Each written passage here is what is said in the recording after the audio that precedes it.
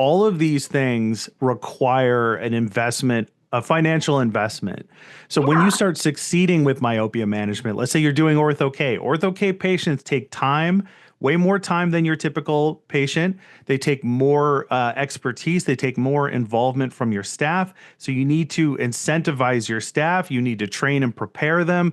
You need to get that practice into a mode where it can handle these patients. And if you're undercharging for what you're doing, then you've already put yourself with a handicap, a roadblock in your path. And I love everything that you're saying because I have seen this firsthand over the last couple of years. I've been in so many practices of docs who are brand new to myopia management and they don't feel like they have enough value to call themselves an expert or to have an ego, as you mentioned. They don't feel justified to position themselves as the important person in this scenario. And I keep telling them over and over again, you have to find a way to be a step above, to have that ego, as you put it. So what, like, let's say that we have a viewer or a listener right now who is saying like, we know that, let's say she's sitting there saying, I feel like a minnow. I want to get to the shark. What can I do to do that?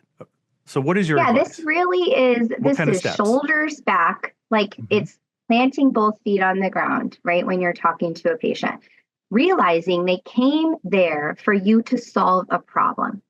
And I always looked at, even the moment I graduated, right? I Hmm. never wanted somebody to come in seeing an ad or something. Like that's when ads were really, like, hey, diabetic, like ask your doctor about this. Like I Yeah. never wanted to be the doctor where patients would come in and asking me about a treatment. I always wanted to be leading with the treatment, right? Right. So I think it's starting there. So what Okay. kind of doctor do you want to be?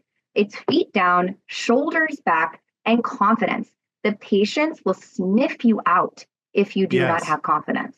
Yes. And they will break that down. Do not let that happen. Again, you are the expert in the room. You know more about that disease process than ever before. And yes, myopia was just renamed a disease, Yeah. right? How cool is that? Like, Hmm. Matt, like that is super cool, right? As of November 2024. So I think it's just coming down to eliminate little hurdles, one Okay. thing at a time. Because you can look at this myopia management thing as Mount Everest, right? I got to Hmm. get my pamphlets. I got to get my process. I got to get my team. I got to get my pitch. I got to get ready for parent questions, right? That's the 5 pillars. Okay. Hmm. But just take one of those at a time, Right. right? You don't swallow an elephant whole, you swallow it piece by piece. And I Yeah. think we're so quickly to like want to be there.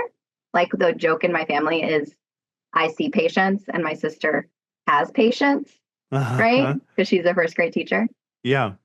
There really is a patient perspective here, not seeing patients, but like patience and being patient with the process. If you're interested in getting the rest of the episode, consider becoming a paid supporter of the Myopia Mindset. In addition to an extended version of this episode and every other episode that we do, you'll also get access to exclusive monthly bonus episodes of the Myopia Mindset. And I know you're interested. You've made it this far. You can do so on our Substack, myopiamindset.substack.com. I'll see you at the next one.